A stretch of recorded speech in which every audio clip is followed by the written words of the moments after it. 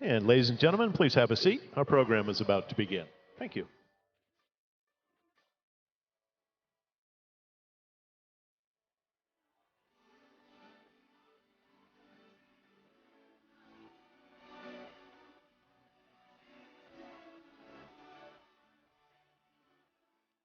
All right, everybody, welcome back.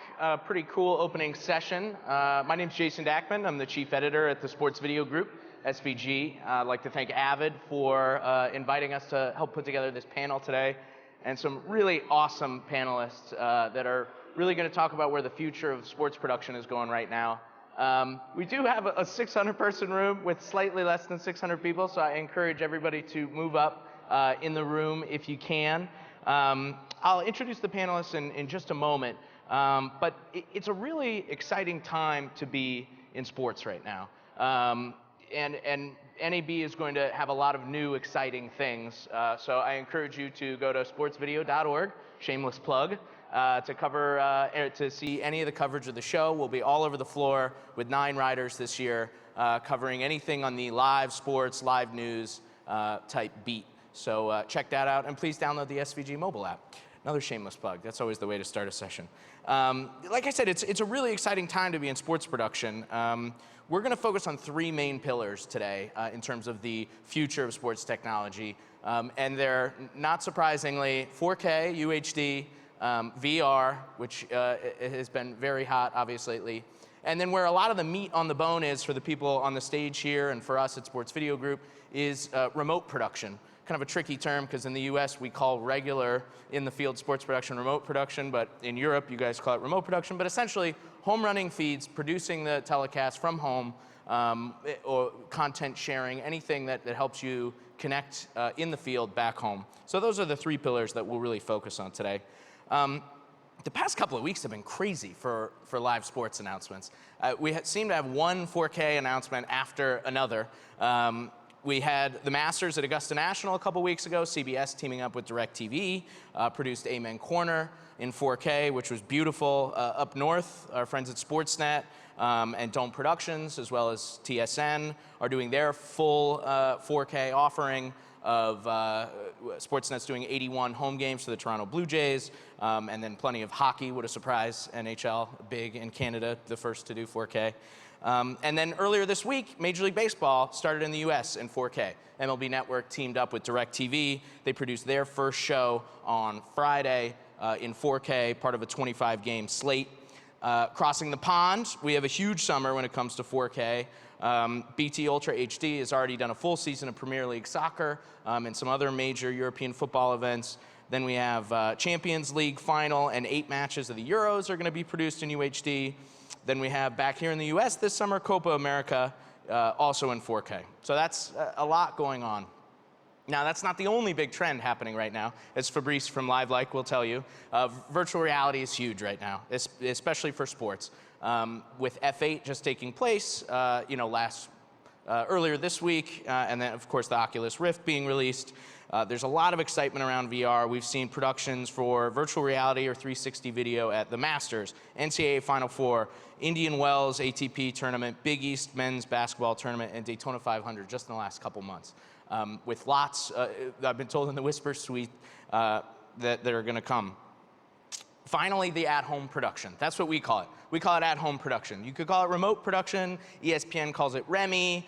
You can call it IP cloud production, whatever you want to call it.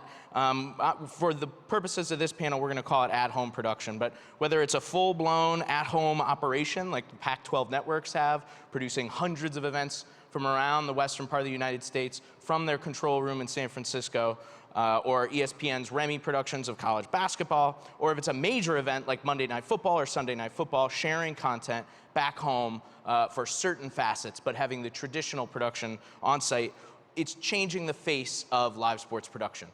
It's going to be a very different world 18 months from now than it was 18 months ago in terms of that.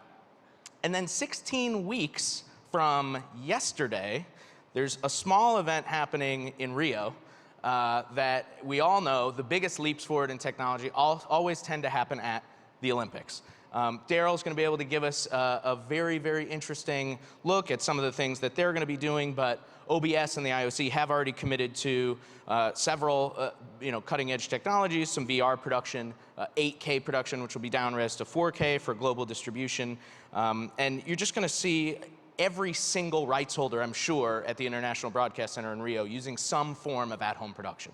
So those are the three pillars we're going to talk about today. Hopefully we'll be able to talk about a few more things and really address exactly what's happening right now. But I'd like to go through and let's bring in the panelists first. So Adde, if you could introduce yourself first, that'd be great. I'm Adde Granberg from Swedish Television. You see now what I am, head of production. And we've been working heavily with remote productions for at least 5 years now, because we sold out the Obi trucks. So that's my main topic. Sure. Yeah, we'll get. I remember at major events, you guys have been committed to it for a very long time. Yeah, we started out. The first international production we did was the studio for the Olympics in London. We had the control room in Stockholm and we had the studio in London. It worked out really, really well. We worked really much with the workflow, especially for the editors, and the producers, of course. Most of the people would like to go to London, and we said it's only the people in front of the camera that goes to London, and of course the cameraman. The rest stays at home. It was really breaking news for SVT at that time, and I think we worked almost 1 year with the editorial people to understand how they should work when they start to do at-home production in that sense. And since that, we have really explored the remote production or at-home production even more. So last month, we did 40 camera cross-country competition in Sweden. It's called Vasaloppet, for those who knows that.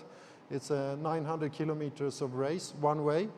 And we had a galley back home in Stockholm. It's 450 kilometers from where it happens. And we got 40 cameras. So it was really a huge remote production. And we worked with the workflow and how we can handle the media and how we can make different feeds for different kind of platforms or customer even much, much easier. So it's a real advantage for us as a HB production to make different kind of feeds. And I really see in the future that you will personalize the different feeds for different, it could be for the viewers, but it even could be for the countries, for a cross-country competition, for example. Yeah. Cool. Adde, you're done. You can go off the stage. That was perfect. So.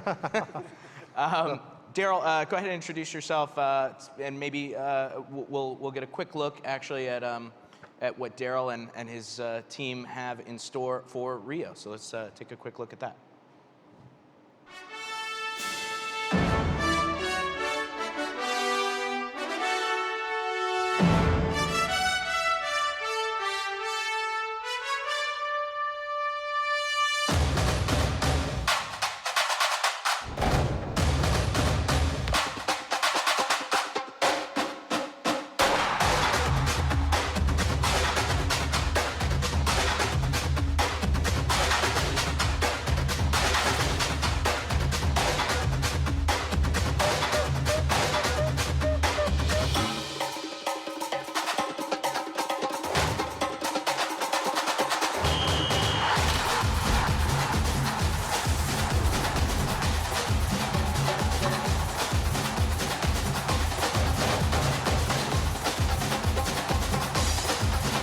The 2016 Olympic Games, live this August from Rio on NBC.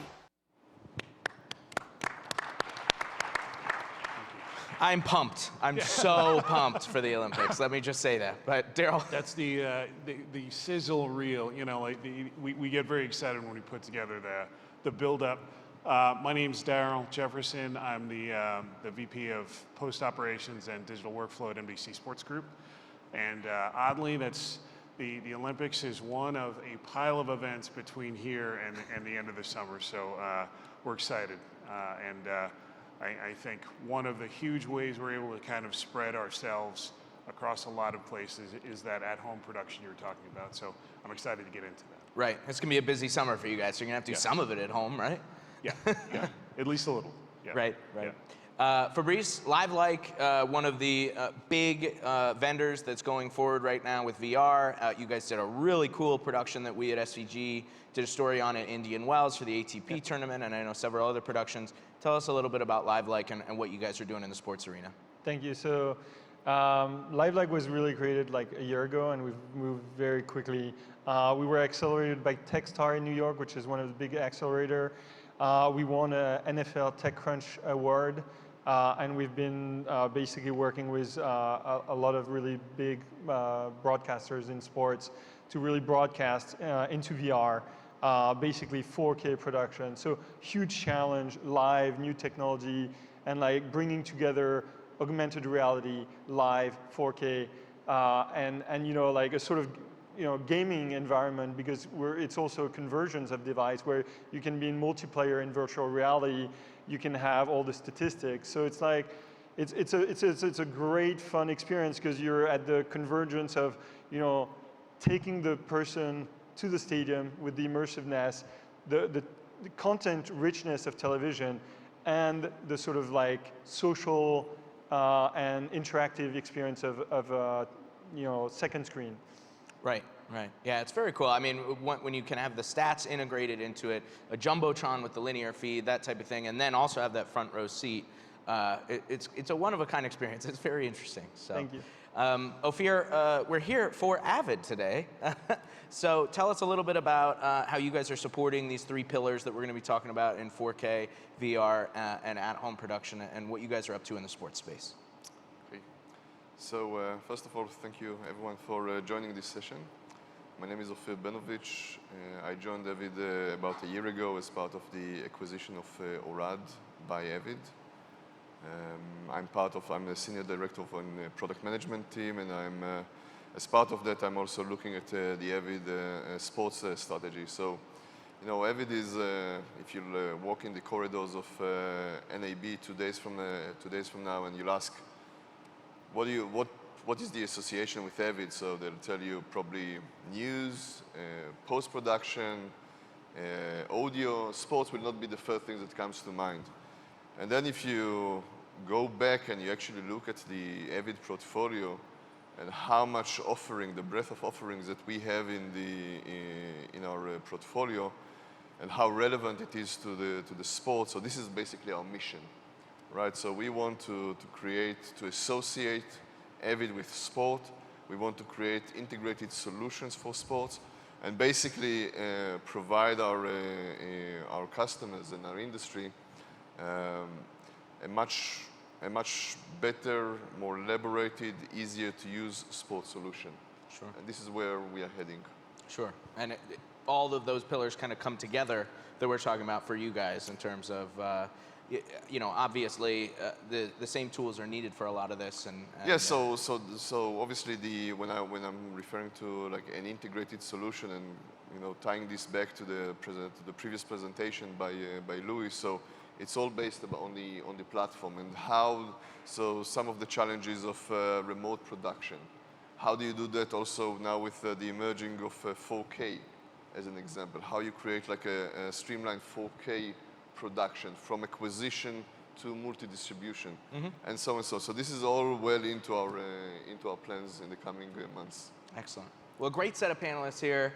At Sports Video Group, we do a whole day on this, but we only have 32 minutes left, so we'll try to cram as much as we can in. Andy Beal from BT Sport was also supposed to be here. He's their chief of engineering. Unfortunately, he couldn't make the trip over. BT Sport really leading the way in terms of live 4K production, but we will touch on it anyway without him. So I want to start with like I said, what we call at-home production. And Adde, since you kind of went into a little bit what you guys are doing, I'll come back to you and start with Darryll. You guys really were one of the pioneers of a lot of these workflows with the Olympics and the Highlight Factory and the things that you guys have done for several years with Olympics. And now, like you said, it's really grown across many NBC Sports properties. Tell me a little bit about maybe a couple of the intriguing workflows that you guys are using for at home and what properties those are. Sure. We're basically getting lots of encouragement, we'll call it, from management overall to kind of rethink how we're covering live sports. So we're changing the shape of who we're sending, how many people we're sending, and what kind of tier event it is. For instance, when we covered Super Bowl 49, it was selected to leave one team at home and have that group edit from home and exchange files. In previous Olympics, we leave whole control rooms at home. For Sochi, the control room for curling was left at home. For the upcoming Rio Games, we're leaving 10 control rooms at home. So it's kind of picking up steam, and it's a way, again, for the Derby, some elements will be left home. For French Open, a lot of the team is left at home, and so on. It really allows you to be as flexible, and if you have creative talent at home, you can basically have them working on a bunch of different things. You can start your day on NASCAR, then move over to Olympic production, then move on to NFL production, and you're able to kind of maximize the efficiency there. It does depend on a really good connection. Right, you need data a fat connection. pipe. Yeah. You can't mess that up. But it is a way that we're able to kind of do these concurrent events and do it at the scale and the level of our look, our brand. We can bring that to so many more events at the same time by doing it. Sure. And the interesting thing, Adde, I'll get to you in just a sec. Yeah. How have you been working with the crew around it? Because it's not everybody loves it. Yeah, it's funny. I make the joke at work all the time that a lot of technical challenges aren't technical. No. Right. You have to. It changes the culture, the culture of being there physically at the live event. Not everyone always has to be at every event, and the cultural challenge, the business cultural challenge, has been some of the hardest part to kind of get used to. If you have two teams of editors and one team goes and one team doesn't, all of a sudden you love one child more than you love the other, and it makes for a challenging thing. But we do realize that, for instance, we have the South Korea Winter Games starting 5 days after we have the Super Bowl. Oh my gosh. That's impossible. Right. You couldn't possibly be in both places well, so we kind of have to leverage this thing, and folks kind of have to grow into a new model. Right. One thing about the at-home production that there seems to be this mentality at the beginning that it was like, oh, budget cuts, like we're trying to cut budgets and this kind of thing, and that's what it's evolved in. But what we have really seen is that by locating a lot of these operations at home, not only do you get to use your high power operations, the facility that you spent millions of dollars on, which is going to have better tools than you were on site, but it enables things like, say, an extra high-speed camera or an extra tool on site to really make that capture side even better without detracting from, say, the behind the camera type stuff. Right. I mean, is that something that you guys are really pushing up some of those tools? Yeah, for instance, for Sunday Night Football, we do integration for graphic analysis. So on site, they'll send a short clip back to Stanford, and the artist is there, will add some graphical analysis to make it back to the truck by the time they go to the playback. Right. So it's that type of thing. You have that operator, you're not paying to travel that person. They already have a skill in front of them, and they could be working on something else at the same time. Yeah. Sure. Ofir, I'm curious because, of course, Avid has been pushing these workflows for quite a while. We were one of the first vendors to really kind of see that and say, you know, we can see this is happening for sports. Any unique workflows that Avid is seeing on the sports side with some of these at-home productions and sort of the Avid everywhere philosophy, essentially? So as a general comment, I would say that we are seeing this trend worldwide.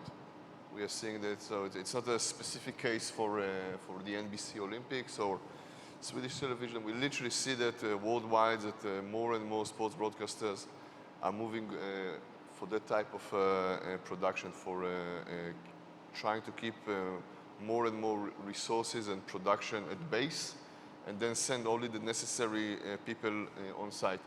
And I think Jason you made a good point, because for us as a community, if we want to deliver better content, we want to get more rating for our show, it's better to spend our money and our budget on the stuff that makes difference. Right. Rather than so suddenly, so if you're keeping at home, you're keeping like 20 people as an example, then you're saving your travel cost, you're saving shipping costs, and then you can use this budget in order to finance your next super slow motion camera as an example, and basically produce a better show, right? So, and the whole concept of Avid Everywhere is to embrace this workflow, so collaborative workflow from remote, right? So you have editors sitting in one place while content is being produced in a different place, and then bringing them together and allowing these talents to work collaboratively in order to produce this content. This is basically what Avid Everywhere was made for, right? Sure. Adde, I'm curious if you can expound a little bit on what you guys are working on, because again, like I said, us and our compatriots over on the European side, SVG Europe, have been following you guys for a long time in terms of the at-home production stuff that you guys have been working on. How do you see it kind of changing over the next few years?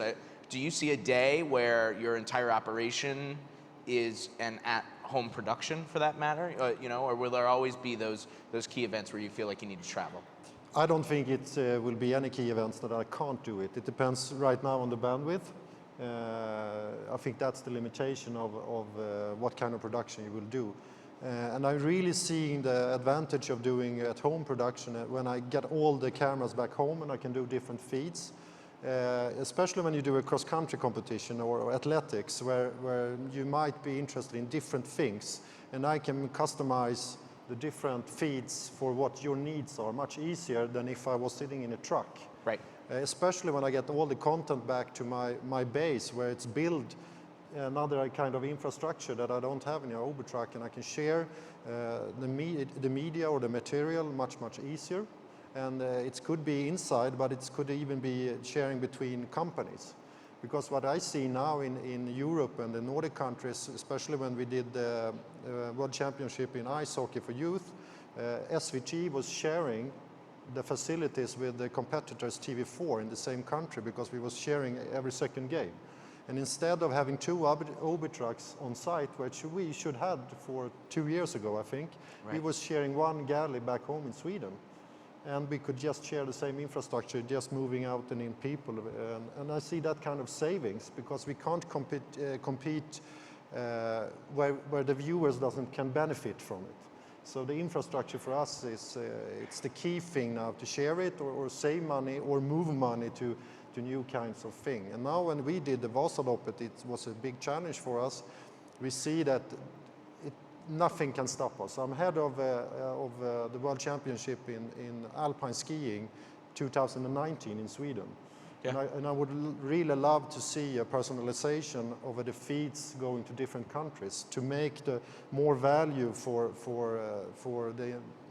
the broadcasters that invest in that kind of rights. Sure. Because you need to have a better turnaround, I think, of the money as well and get more content out. And at home production really open up for that.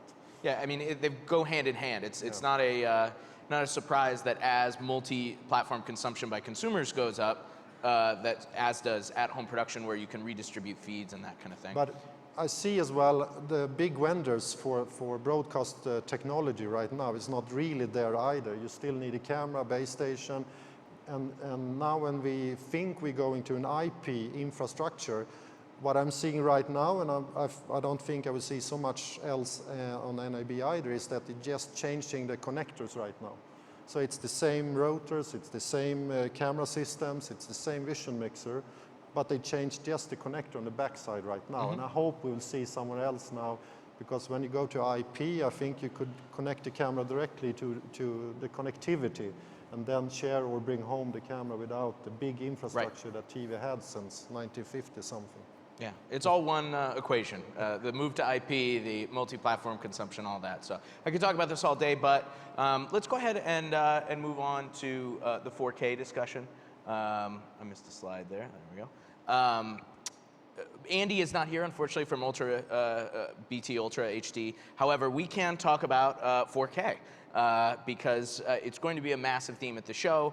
And as I said, at least on the sports side, we're finally seeing this actually take real world scenarios. Fabrice, I want to start with you to get you into the conversation, and we'll have plenty of VR talk, I promise. But you know, how does the 4K factor impact the virtual reality experience? Because as you said, if you're going to be right here in an experience, it better be pretty damn high res, right? Yes, so virtual reality, you basically have a screen on your face and you really need a huge amount of resolution.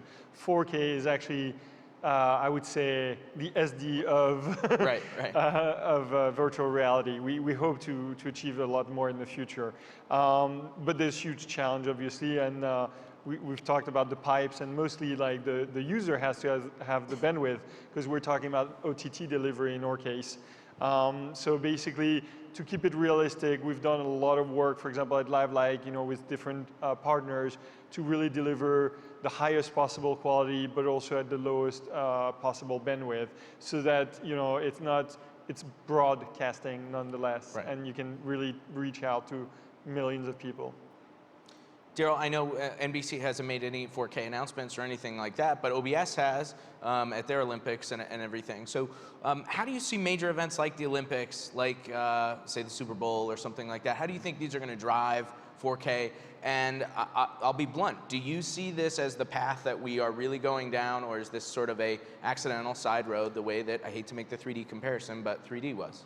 Yeah, I think we're headed, the amount of calls we get both internally on the business side and globally, both VR, 4K, and 4K with HDR is a conversation that is recurring. And I can certainly see the trajectory taking us in that direction. You know, it'll be interesting to see how it kind of penetrates, and over the time period that it kind of picks up momentum. We capture a lot of our ENG materials, interviews, specialty footage, et cetera. We've been capturing in certainly better than HD for years. So the kind of library of better than HD material grows. There's always at least a handful of ENG crews at every event. For the actual the competition footage, we see that happening more and more. Right. And again, tying it back into the earlier conversation, the bigger the file, it gets into the IP connection, it starts to make things a lot more easier to flow from one system to the other. Getting all information to flow through 4K, HDR, VR, all the things that are floating out there, the IP conversation kind of intersects there as well. I mean, that's where Avid, go for it, Ofir. He literally teed it up for you. Go ahead and drive it down the fairway. Yeah, I think coming back to your earlier question, I think that if you make the comparison between 4K and stereo, then obviously, from my point of view at least, 4K is here to stay. I think that it is, especially in the last 12 months or so, we are seeing like a significant growth in the embracement of 4K. And obviously, it's not a surprise to anyone that it's starting in sport. Like if you look at the history of TV production, so sport was always in the forefront of any TV innovation, right? HD was embraced first by sport, etc., etc. So we are seeing more and more 4K production in sport. We actually, at our booth, we are demonstrating our 4K, 4 channels 4K replay server. Mm-hmm. We are also demonstrating our 4K graphics. Actually, our 4K graphic engine is at the backbone of LiveLike. So all the graphics that the LiveLike are producing are actually coming from a 4K graphic device from ORAD. And as Darryll was mentioning, like hand in hand with 4K is coming the IP discussion. Like, because it's a matter of how to simplify your technical setup, how many wires you need to use, and also the cost of deployment. So we are, as Avid, we are now also going full speed ahead with embracing IP workflow. So expect to see more and more on that in the coming months. Yeah, absolutely. I do want to get to VR, but just a quick question. I want to address the HDR portion of this. I think over the last year and a half, the overwhelming sentiment has been that 4K is good.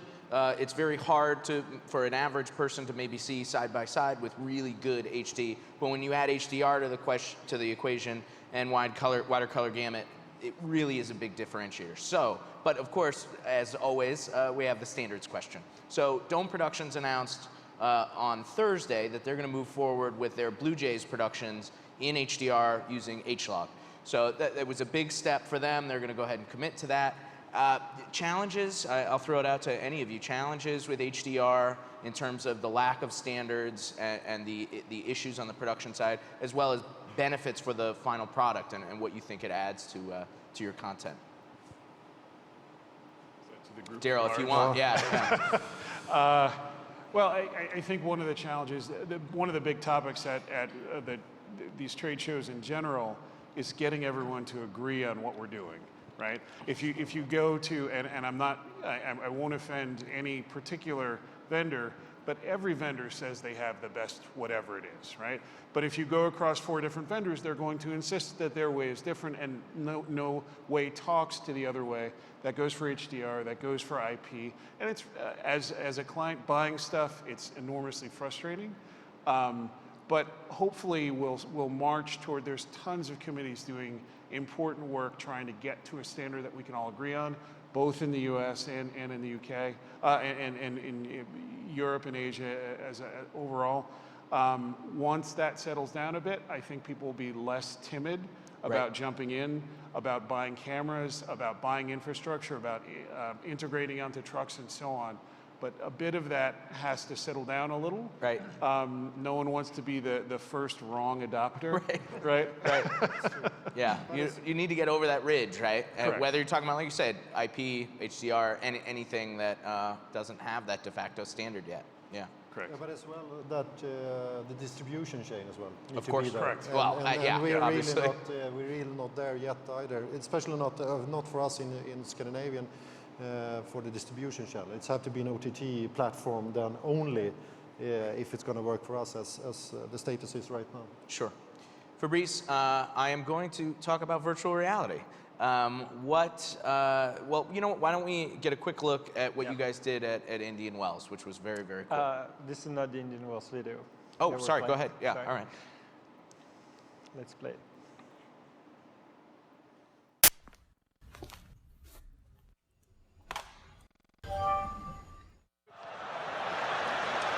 Eventually away by Bertrand. Bit of magic there by David Silva. Almost opened the door for Eddie Kimmangatha.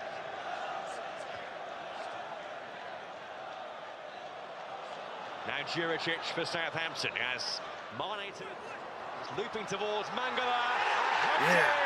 By Sergio Aguero. Fantastic first touch by Silva. And he's still going on here. He deflects towards Mangala. Couldn't quite reach just in time. Hey, man. That's Aguero. Let's look at the stats over here. Eventually away by Bertrand. Bit of magic there by David Silva. Almost opened the door for Eddie Kimmangatha.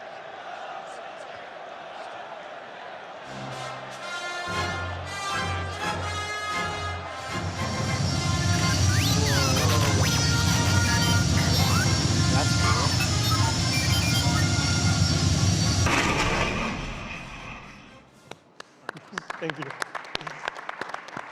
I hope we had clearance for that Star Wars footage. Otherwise, we're going to have Disney breathing down our back right now. So just to walk you over a little bit what we just saw, the idea really of LiveLike is first to bring you to that immersion of the stadium. You know, like television has always been sort of a window into the world, but now it's really like virtual reality is really about like teleporting you to the world itself. And here, what's interesting is you get really this sort of golden ticket. You know, you can sort of like choose your own experience. You can jump to a specific camera and go, you know, to the best seat in the house. So that's sort of what we saw at the beginning. The idea with sort of ubiquity is, like Avid today is called Avid Everywhere. It's because we have that lifestyle, and we need, everyone today wants sort of that, ability to just jump wherever we need to be at any time. And so, like, for example, being able to watch with your friends, but without necessarily being in the same city, because maybe your friends have moved away to a different city. So we're bringing, virtual reality is sort of enabling that, and we saw a little bit of that. And having all the statistics integrated into the experience, so you don't need multiple devices to sort of like, get that level of interactivity and depth of content. And then one thing that we actually do with Avid is, for example, we don't want to lose the content richness of television. I mean, there's huge, production value coming from the television, and a lot of VR experience just ignored that. And so at LiveLike, we really worked to do augmented reality and to bring in like the television experience into the virtual reality through augmentations. So that's a little bit what you just saw. Right. So take me through an average, we're sort of learning what the virtual reality production workflow is on our end. Every time I write a story, I learn a new way that you guys are producing content. So whether it's a football match or ATP tournament or whatever, take me through just kind of like an average workflow. How many people, what technology, what kind of cameras are you using? What does it look like? So we really thought that we needed to try and be very flexible and sort of agnostic. We've talked about adoption and making sure that this works with broadcasters' workflow. So we actually we can use like normal, cameras with wide-angle lens, no stitching, nothing complicated. There are some, little adjustments, but nothing major. And we can go all the way to 360 or stereoscopic productions. That brings in like additional challenges, especially when you're live, which is what we discussed, like, having the bandwidth from the user point of view to have that content. But really a lot of things are possible, and we work as sort of wide label. So basically, typically we have anywhere between 3 to 5 people working on the production. And we've done, at Indian Wells, we were there for like multiple days, streaming multiple games, so it's very exciting. And is there anything I forgot in the work that you're curious about? Right. Yeah. Excellent. Very cool. Ofir, where does Avid play in the virtual reality ecosystem? How are you guys trying to support the growth there? And it's very different than a large-scale television production, obviously, but it's going to have some of the similar workflows, of course. Yeah, I mean, so these are really still very early days, so who knows where this is going to end up. And at the moment, I think that it would be fair to say that we are trying to support the people like LiveLike to embrace their workflow, to offer them the Avid solutions in order for them to produce a better VR experience, whatever that may be. And we just discussed the statistics and the graphics that we saw in the clip. So this is all being generated by an integrated Avid graphic device that is integrated and supporting the VR-like experience. And again, this is early days. We just need to wait and see how this is going to evolve. It's early days. Adde, Darryll, any plans, exploration? Where are you guys on the VR roadmap right now? We are not yet in the VR so much. We're more into the 360 video, and I hope we're getting into the VR as soon as possible as well. We have done it for some shows, and we're doing some tests now in head of Eurovision Song Contest that we're hosting. The experience right now, especially for the 360, our app, is that people go into the app, check it out, and stay there for 2 minutes and then never come back, unfortunately. Yeah, sure. So I hope that we will do some better quality. It's really, really early. But we're really there. What's interesting me more for the VR right now and the 360 is if we can do virtual control rooms and use it in the production environment, so we can have the graphic guys sitting wherever they would like to sit and have the multi-screens and everything like that, and start to check that out. Really interesting as well from from a broadcaster perspective. Darryll? Yeah, and we're kind of deep into investigation now, both for kind of the shorter one-off events that we have coming up, and also everything that's happening this summer. I think we can recognize that the tools are there. We're figuring out how to best implement. Absolutely, Yeah. right. Okay. Well, there are about 5 minutes left. I did want to get to something that, funny enough, is how the Avid keynote closed out today, and that's the importance of vendor openness and vendors working together. It's it's definitely by far the biggest hindrance whenever we talk to our major sports broadcasting and sports league executives, is just getting multiple vendors on the same page. It's probably easier today than it was maybe 10 years ago, but it's still really something that I think all of you probably deal with in Ofir. You guys are trying to help with, obviously, based on the keynote. Darryll, you're really passionate about it. I'll let you kind of kick it off, and any preaching or potential solutions you guys have, please go for it. Yeah, I mean, for me, us, every country we go into, the trucks we're using, the mobile trucks, have equipment on there, on board the trucks, right? And that's the baseline that we're starting at. Integrating those truck vendors or that truck technology into a workflow and getting it plugged in together, you have to first convince said manufacturers of said technology to talk to one another. And that's, again, a point of frustration. This isn't new.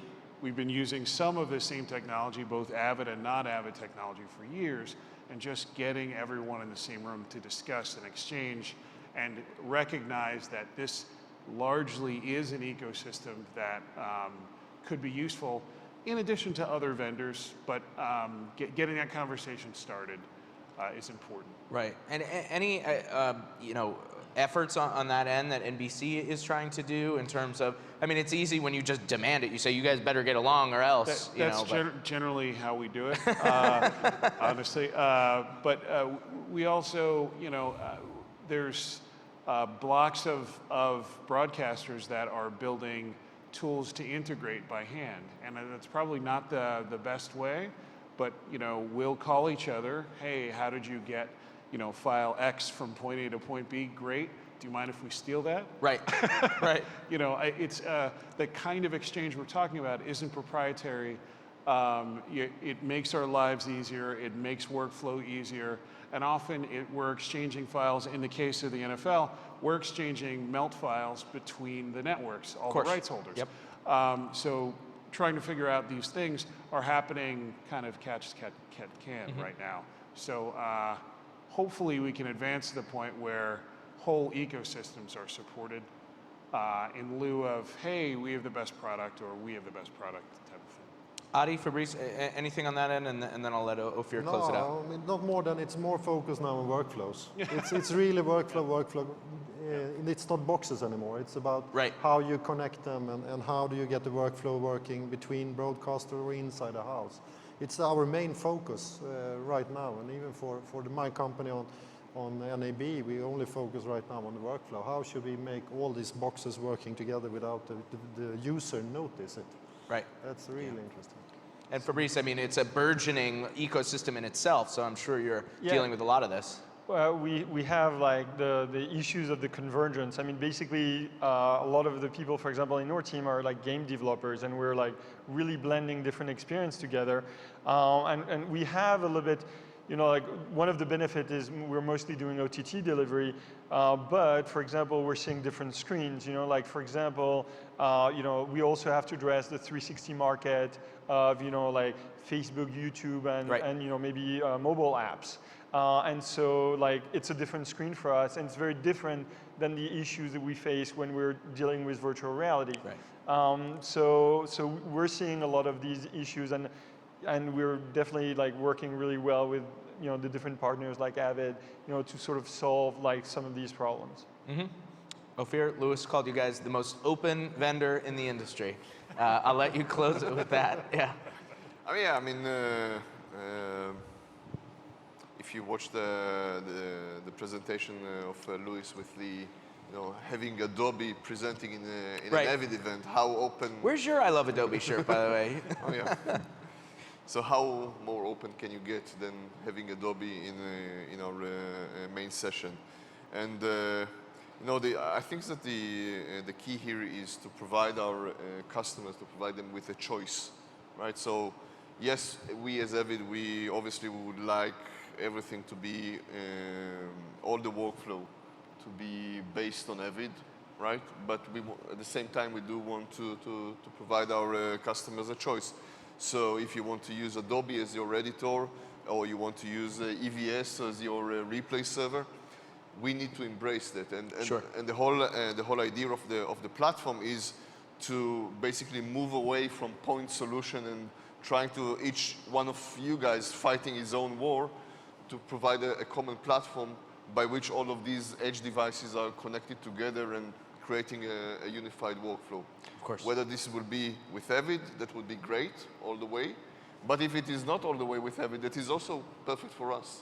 Mm-hmm. So that's kind of the directions that we want to take it, and this is how we see it.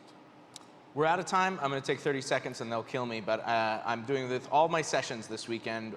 Down the line, on the spot, most excited thing for NAB. What has you guys, what are you going to be going after? What is a solution that you're intrigued by? Maybe a potential theme? Is it the growth of 4K? Is it maybe the IP with Aspen and Ames finally coming together? You know, what are you most excited about on the NAB floor? Fabrice, I'm starting with you. I apologize. So virtual reality, you've seen a quick demo, but really it doesn't give justice until you've tried it. So if you haven't tried it, try it. Virtual reality doesn't have to be like hard to try. Today there's devices that cost anywhere from 10 to 100 euros, all the way to high-end sort of systems like Oculus Rift. You know, this is a very exciting time. This is the start of, I think, a new industry. And please join us at the VR Pavilion to try it and see it for yourself if you haven't already. Darryll, quickly. I think I'm excited about learning more about the IP space. We're committed. We have an IP router. We're building up the infrastructure. We have an IP switcher on its way.